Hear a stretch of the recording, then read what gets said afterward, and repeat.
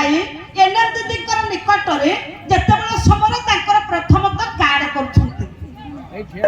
card କରି ସାରିଲା ପରେ ମମତା କାର୍ଡ ଆକାଉଣ୍ଟ ଖୋଲିଲେ ଆକାଉଣ୍ଟକୁ ପଇସା ଆସିଲା ଏବଂ ପ୍ରତି ମାସରେ ବା ବୁଧବାର ଗୋଟିଏ ମଙ୍ଗଳବାର ଇଏ ହେଉଛନ୍ତି ମା ମାନଙ୍କର ଏବଂ ଶିଶୁ ମାନଙ୍କର ବାର ମାର